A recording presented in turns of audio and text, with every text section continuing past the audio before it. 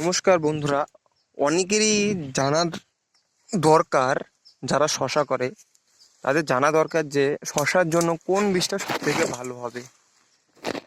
তারা অনেকেই ভুল করে খুব খারাপ খারাপ জাতের শশা কেড়ে নেয়, যেমন অনেকেরই গাড়ার সাথে সাথে গাছ মারা যায়, তারপর আর ওই খাতে শশা হয় না।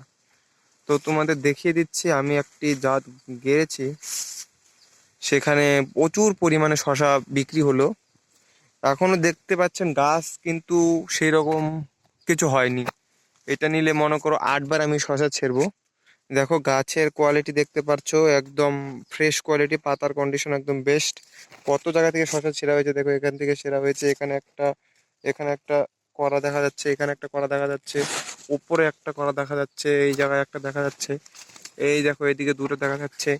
নিচের দিক থেকে তো আমরা বিক্রি করে আসি, দেখো নিচের দিকে দেখাচ্ছি, এই যে নিচের দিকে এই যে একটা দেখা যাচ্ছে, এর সাথে একটা নিচে দেখা যাচ্ছে, দুটো একসাথে।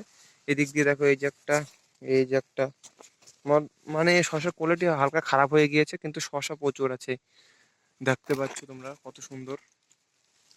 তো তোমরা যদি জানতে চাও কোন জাতের এই বেসনটা, মানে পাতাটা, তাহলে আমাকে একটা কমেন্ট করতে পারো, আমি তোমাদের আরেকটি ভিডিও বানিয়ে দেখিয়ে দিব। তোমরা যদি শশা গাড়তে চাও তাহলে এই বেসনটা তোমাদের জন্য ভালো হবে। দেখো এই শশাটা কোথা থেকে যেন রয়ে গেছে, বড় হয়ে গেছে অনেক, অনেক ভালো জাত এটা।